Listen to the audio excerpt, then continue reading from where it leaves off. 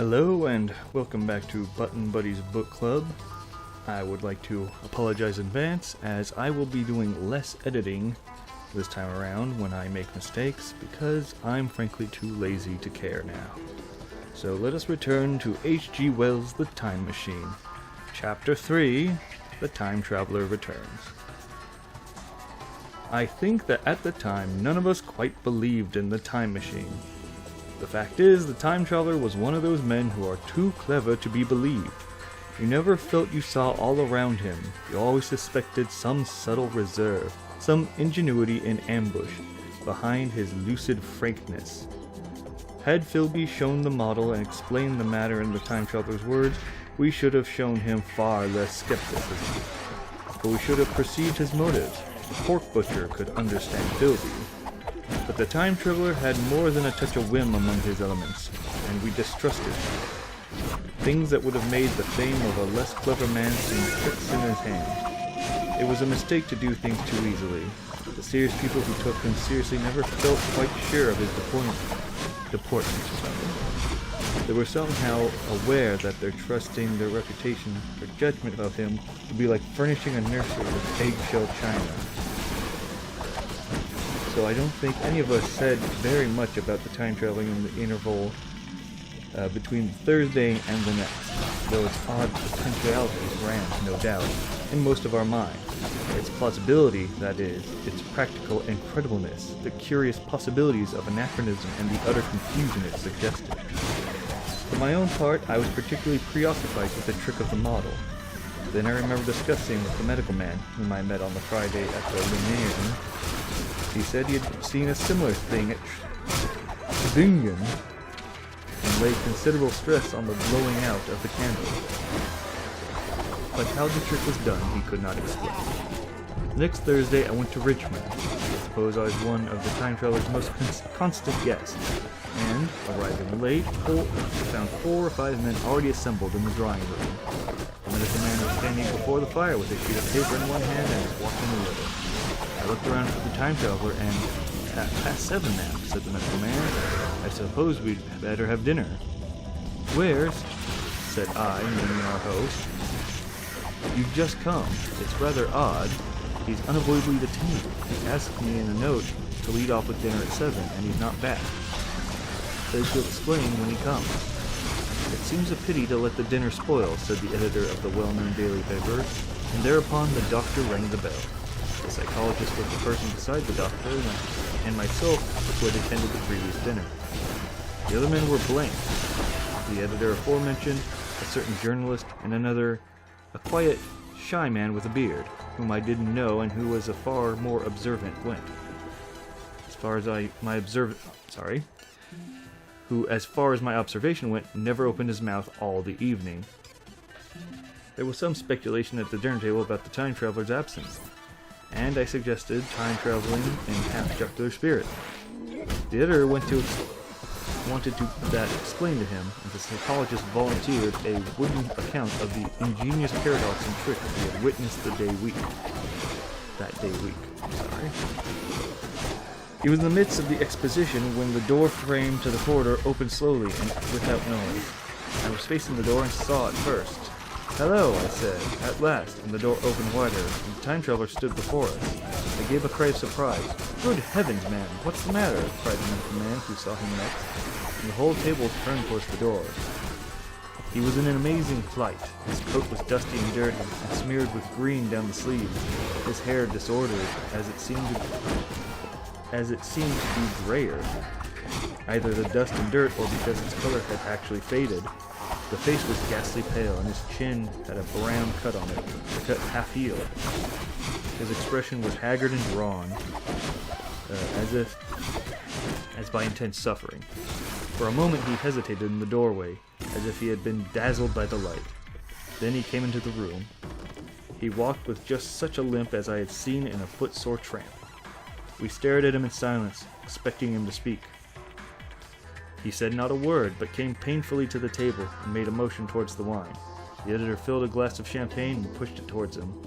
He drained it, and it seemed to do him good. And he looked around the table, and the ghost of his old smile flickered across his face. "What on earth have you been up to, man?" said the doctor. The time traveler did not seem to hear. "Don't let me disturb you," he said, and with a certain faltering articulation, "I'm all right." He stopped, held out his glass for more, and took it off at a draught. "That's good," he said. His eyes grew brighter, and a faint color came to his cheeks. His glance flickered over our faces with a certain dull approval, and then went round with warm, comfortable will. Then he spoke again, still as if he was feeling his way amongst his words. "I'm going to wash and dress, and then I'll come down and explain things. Save me some of that money. I'm starving for a bit of meat."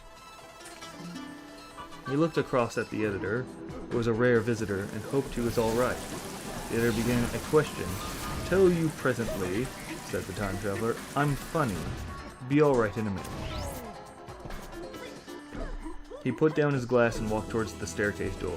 Again, I remarked his lameness and the soft padding sound as his footfall, and standing up in my place, I saw his feet as he went out. He had nothing on them but a pair of tattered, blood-stained socks. Then the door closed upon him.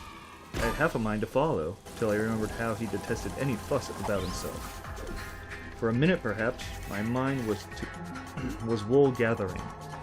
Then, remarkable behavior of an earnest scientist, I heard the editor say, thinking, after his wont, in headlines, and this brought my attention back to the bright dinner table. "What's the game?" said the journalist. "Has he been doing the amateur category?" "I don't follow." I met the eye of the psychologist, and I read my own interpretation in his face. I saw the time traveler limping painfully upstairs. I don't think any of us else had noticed his lameness.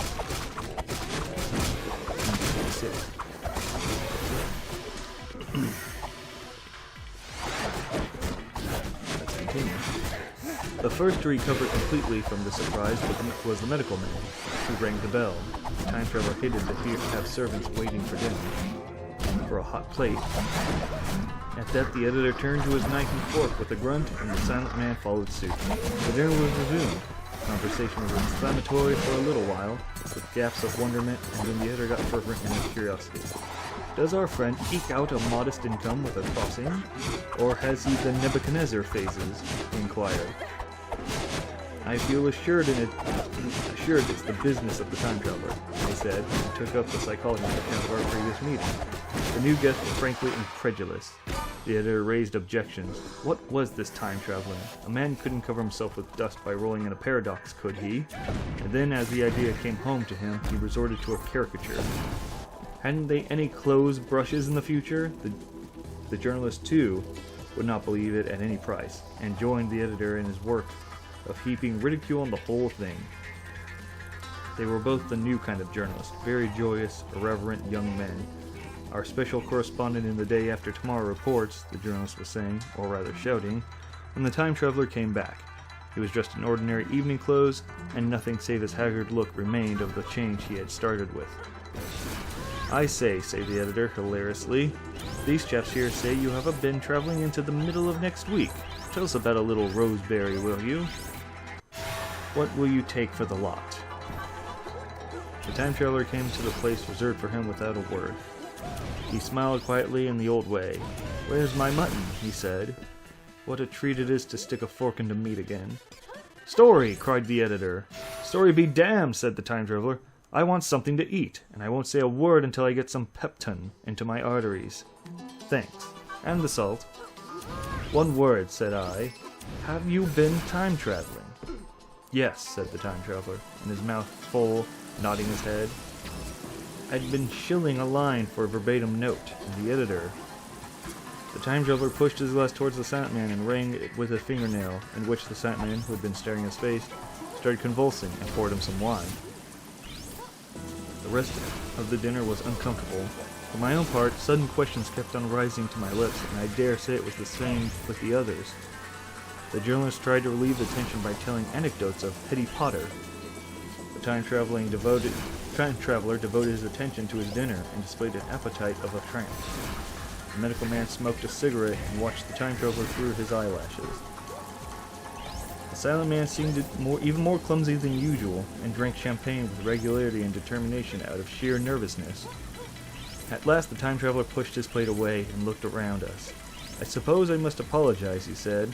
"I was simply starving. I had a most amazing time." He reached out his hand for a cigar and cut the end. "But come into the smoking room. It's too long a story to tell over greasy plates." And ringing the bell in passing, he led the way into the adjoining room. "You have told Blank and Dash and Choose about the machine," he said to me, leaning back in his easy chair and naming the three new guests. "But the thing's a mere paradox," said the editor.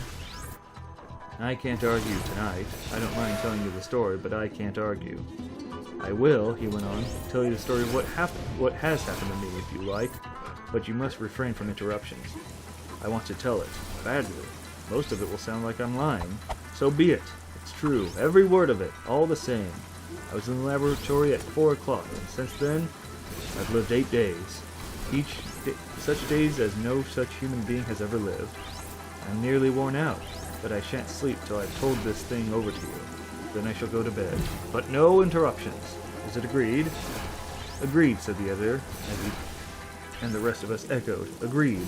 And with that, Time Traveler began to tell his story as I have set it forth.